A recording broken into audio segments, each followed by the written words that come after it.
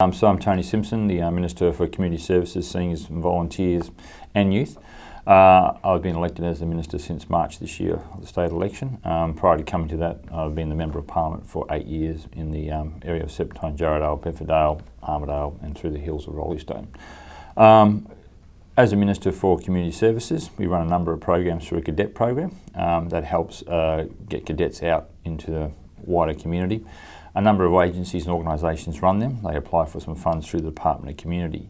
The biggest problem with youth, and mainly just talk about the cadet program at the moment where we are, is that one of the situations we have in society today is that we seem to have a lot of issues around youth in general having spare time on their hands. You'll hear quite often as a kid will say to either adult or parents that I'm bored, and it's something that my generation would never ever say to my parents, because I never said the word I was bored. I'd be busy doing something. I didn't want to be doing what they wanted me to do, so you'd be out the door. So you tend to make sure you keep yourself busy. Society has changed a lot. Parents seem to have a feeling that their little Johnny can do no wrong, instead of taking the caution side and looking into anything. And so responsibility always falls back onto our society and community. An issue that's really, really big in us in the moment, and in my area especially, is a thing called FIFO workers, so fly in and fly up. So it impacts quite a lot. If you have a young family, especially at the primary school age, the kids will associate everything with when Dad comes home from his 2 weeks away to everything fun. He's home for the week, so we'll go to McDonald's, we'll go to the zoo, we'll go to the beach, we'll go to Bali for a week. When Dad's not there, Mum's a hard taskmaster and making me go to school, make me do this, and they'll even take him out of school when Dad's home as well. So they're having a real social impact of what's called an almost single parent process, and the family unit is a little bit fractured in that process, and that's been one of my issues, especially around the new suburbs of Byford. We've actually even got a closed Facebook page for FIFO mums to communicate. We've got morning teas and stuff to help them communicate more and get more services. But again, so here I have a young boy going through school. If he gets involved with sport, he's great. So normally sport is always that springboard that's gone on to that process, and that is going well. But there's also other areas. Now with the cadet program, through the Southern Hills Christian College, they run a fantastic Red Cross Cadets program, but it takes them not only to do the training certificate, they also go right out into the actual community and do a lot of work. So they get to actually feel they're worthwhile, and that's part of that process. We're running other cadet programs on likes of, and we start off with something like a scout. You'll start off as Joey and work your way up, and you'll do your courses to get to where you're going. And there's limited things you do in the wider community, because what's happened over the last number of years is that the insurance and responsibility, once you take the kids into the community to start doing something, who's responsible. So we stopped doing stuff like that, where we could go and help Mrs. Jones down the road and weed her garden. It's about limited what we can do now, because other things used to probably do, say, 20 years ago.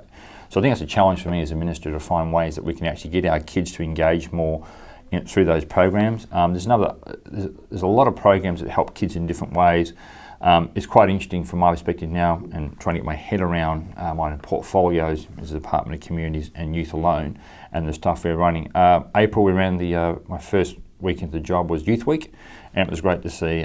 We kicked off about 70 events around the state to promote Youth Week. And that was a great opportunity to put youth on the platform. At the in Northbridge, in the precinct there, they had 24 booths, all manned by young kids, people between 15 and 25 years of age, all being entrepreneurs selling clothes, jewellery, you name it, they had it there. It was quite good to see.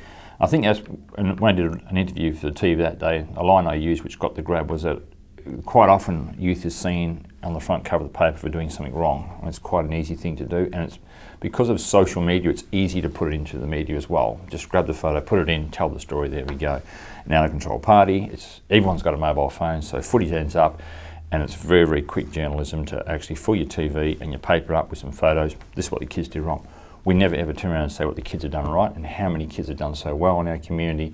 Every year we have more kids going through TEE. We actually have a little snip in the paper that 2 kids have got nearly the 100%, which is great, but other kids have done so much more, and not so much more, but have done just as well coming from whatever base they've come from. But the reality is, in youth processes, that it's probably my job more to find a way I can promote youth and show them all the good things they're doing, instead of having a situation where we tend to live in a process of what I call a bubble, and that whole Facebook, Twitter, social media stuff that just seems to explode onto the social media very quickly. And it can be done so easy these days too. They can put it up about some bad stuff. But Yeah, I think it was interesting to see if you're going to ask any older person what they use today, they'll use words, no manners, they're rude and stuff.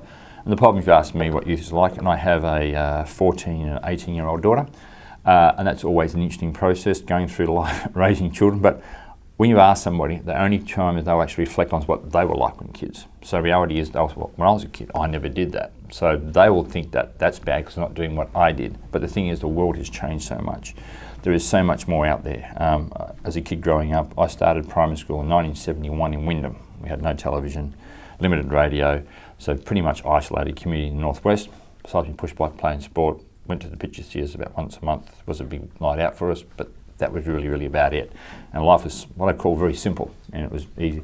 Life now, as a parent raising two teenage daughters, it's hard. It's harder than ever. It's the social, it's the impact, it's everything that goes on. Their life just doesn't stop anymore. If they ain't looking at a screen on the TV or their phone or their iPad, they're always doing something. They're never actually idle. And I think you're always looking for, as a parent, your kids grow up in a well-balanced way, have a great outlook on life, and actually go through a process of being respectful and respect those around us, the golden rule of respect. But it's always hard in the world we live in. Am I talking too much? No, it's good. You're talking very quickly, but I do apologise for that. You've actually covered a broad range of areas, and you've actually put it in a nutshell. Because here we are, we've got this. The world is changing. Yes. Okay, we've got to accept that. And I think with the changing world, we've got to actually look at it and say, so what are we doing now that we have to do different? Because we can't keep doing what we're doing before because the world's changed. So I think that's the challenge for me as the Minister for Youth, saying what's something that we can do that can engage with them, to actually give them the right tools to actually get them through life. And I think that's part of that process we have to look at. Yeah. I guess there's starting to be this disconnection with youth and the aged, but... Yeah, I put my other cap on and talk about, as the Minister for Volunteering, last Wednesday night I attended a gala dinner to celebrate Volunteer Week, and we gave out a youth award to a person who'd been volunteering. He was a young doctor who'd done some amazing stuff with some sporting equipment, but every other person was quite senior in some form, and they've been doing it for quite a long time. So there's a couple, obviously love it, but every time you go to a function, it's very, very hard to actually look around that room, and it's always the seniors. Now I know seniors have more time on their hands, but you'll find some bloke who, last year I gave out to a guy in Roylstone Fire Brigade, 50 years of service. Winston, he's probably in his 70s, but he started when he was in his 20s, volunteer as a fire brigade. So it's just been something he's done all his life. I don't see many, there's some, but I think it's a challenge for me as a Minister for Volunteering is how do I get more youth engaged and make it part of their life. So every day is something we think about, and should I volunteer at a local, and it can be anything, in the day helping out the young kids with being a coach at sport or just at the local anywhere, and that's that process we've got to do. And I can do everything I can as a Minister for Youth. I help them and get their police clearance so they can do these jobs, so there's no cost involved, try and do all those sort of programs, but it still is a hard issue that we have to look at and how we're going to actually move forward as a society and keep our volunteerism really strong.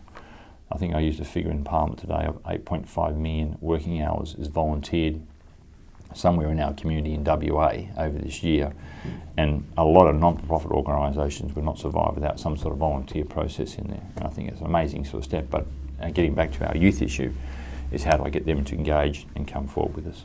That's the real question, isn't it? It's how do you get the youth involved in the community when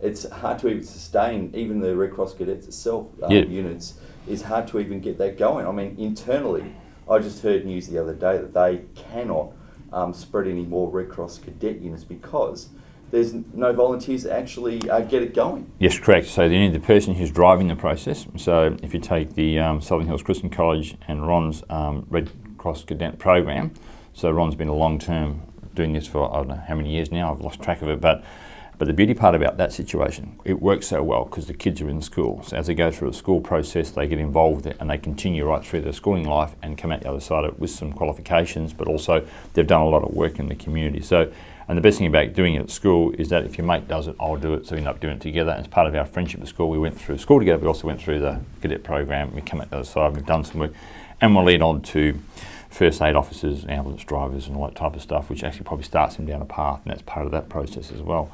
But yeah, if you that's right.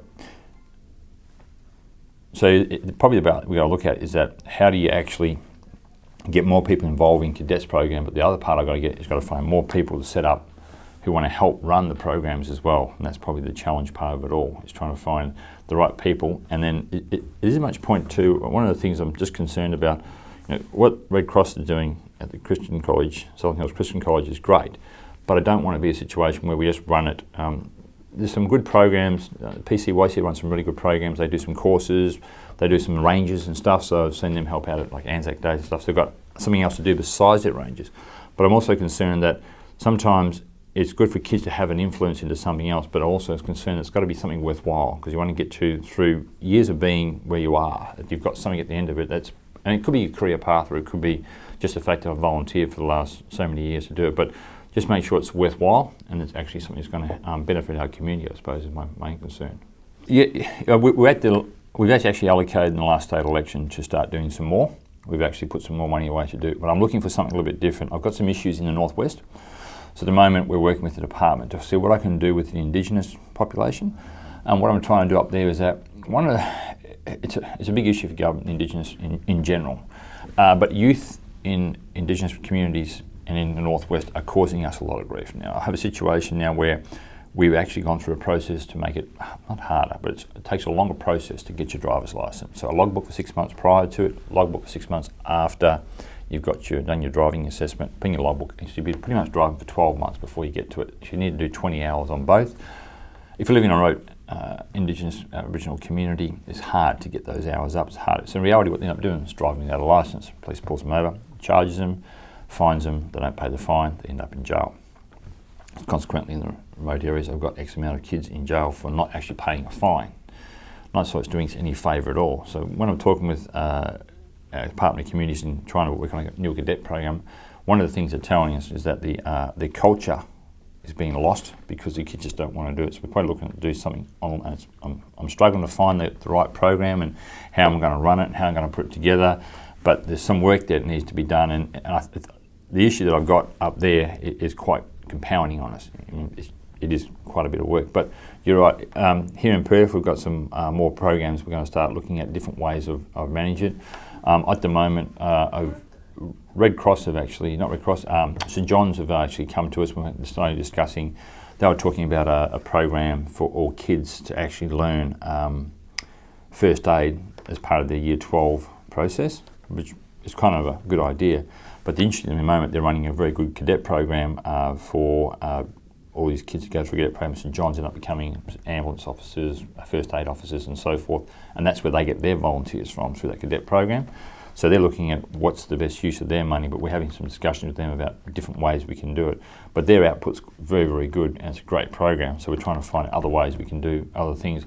The first aid's great, but the thing that worries me, it's first aid is something you do and something you take for your life, but unless you keep doing the refresher course, it's not going to be much good to you in years to come. So once you finish your course, great, I have a certificate, which is also a good qualification to have, but unless you renew it every couple of years, it then becomes null and void, and the time and effort you put in at the start is something I'm hoping that they want to do it rather than we're actually going to make them do it in that process. But there is some issues out there in that process. But yeah, cadet programs is, you mentioned about, is it a babysitting program? I think some can be seen as that, but the thing from me, my perspective, is as long as the child is getting some qualification at the end of it, and they actually are going through a process, they get something at the end, I'm happy at the fact that we're going through a process, and wherever the cadet program, at the end of it, there's something they've done, there's something they've achieved, and it's something that can take them on to a further part in life. And I think also, that's a little bit where volunteerism starts as well, because they get more used to going out and helping out in the community. As we spoke before about going out and helping someone in your community as a group, it's something you take with you in life, and hopefully they will keep that up, and it takes them down that road. But it is an issue, that part process. And Scott would be right, being the principal of the school, he would see it straight firsthand of the amount of kids that you could take on and do some more stuff. But reality is also, we mentioned about a babysitting, which we're trying to avoid, that we're trying to say, no, let's not set up a cadet program so the kids can have a babysitting. I'd rather say let's set up a cadet program that they want to do, that we get some qualifications.